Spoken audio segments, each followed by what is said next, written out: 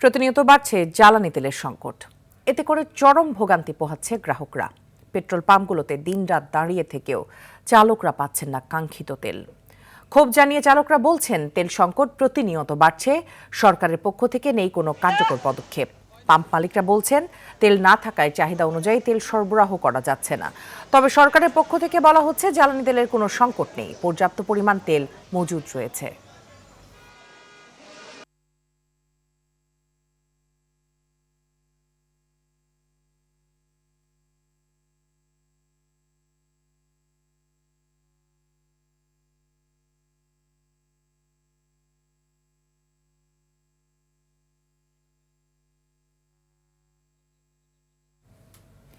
দর্শক, এই মুহূর্তে রাজধানীর আসাদগেট তালুকদার ফিলিং স্টেশনে আছেন সহকর্মী বিপুল দেবরায়। সরাসরি যুক্ত হচ্ছি সেখানে।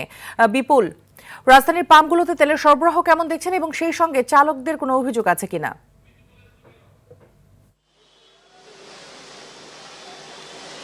মৃত্যু যেভাবে ভোগান্তিটা আমরা সকাল থেকে দেখতে পাচ্ছি বিভিন্ন পেট্রোল পাম্প ঘোরার পরে, অর্থাৎ রাজধানীর যে পেট্রোল পাম্পগুলো রয়েছে সেগুলোর চিত্র কিন্তু একই চিত্র।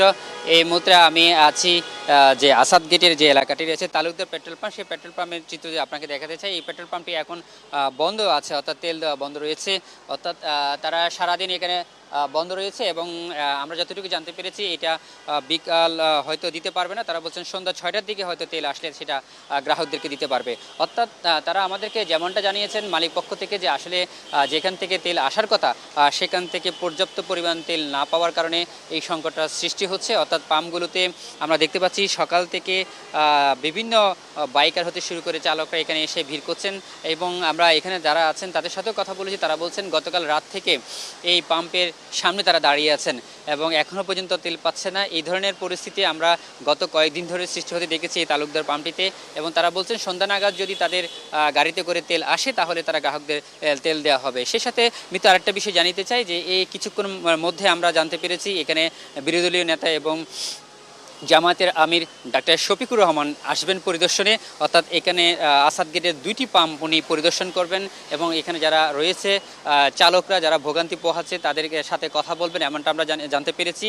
আমরা যতটুকু জানতে পারছি তালুকদার পেট্রোল পাম্প এবং সোনার বাংলা যে পেট্রোল পাম্প রয়েছে সেই পেট্রোল পাম্পে তিনি কিছুক্ষণের মধ্যে পরিদর্শনে আসবেন, এমনটা আমরা জানতে পেরেছি। সেই সাথে আপনাকে দেখানোর চেষ্টা করছি যে আসলে মানুষের যে লাইন এবং যে চালকদের যে ভোগান্তির যে চিত্রটি সেটি একেবারে রাস্তায় দেখা যাচ্ছে। আমরা সেখানে আপনাকে জানাতে চাচ্ছি যে এদের ভোগান্তির যে বিষয়টি গল্পটি তারা বলছেন যে আসলে তেল সংকট সরকারের পক্ষ থেকে দাবি করা হলেও যে সংকট নেই, কিন্তু আসলে বাস্তবে তার চিত্র একেবারে ভিন্ন। তারা বলছেন যে আসলে এই পাম্পগুলোর যে ভোগান্তি তারা পোহাচ্ছেন এবং সময় গড়াচ্ছে, রাত থেকে দিন, দিন থেকে রাত, তাদের যে জীবনযাত্রার একটা বিশাল একটা প্রভাব পড়েছে, তারা আমাদেরকে এমনটা জানিয়েছেন।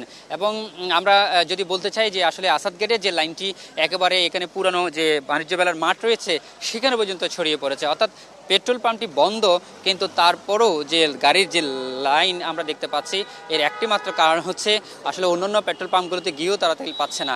সেই ভোগান্তির চিত্র পরিদর্শনে আসছেন ডাক্তার শফিকুর রহমান জামায়াতের আমির।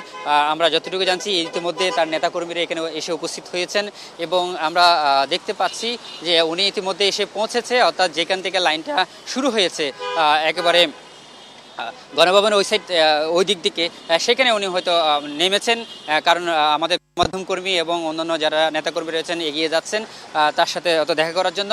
সেই সাথে আরেকটি বিষয় জানিতে চাই যে এখানকার যারা পেট্রোল পাম্পের মালিক রয়েছেন তারা আমাদেরকে জানিয়েছেন যে আসলে এই যে ভোগান্তির যে চিত্রটি সরকার আরও একটু যুগোপযোগী সিদ্ধান্ত নিতে হবে এবং তাদের যে তেলের যে সংকট সেটি যদি না থাকে সেটা বিষয়ে কথা বলতে হবে। আমাদের সাথে যুক্ত হওয়ার জন্য প্রয়োজন আমরা আবার আপনার সাথে যোগাযোগ করব।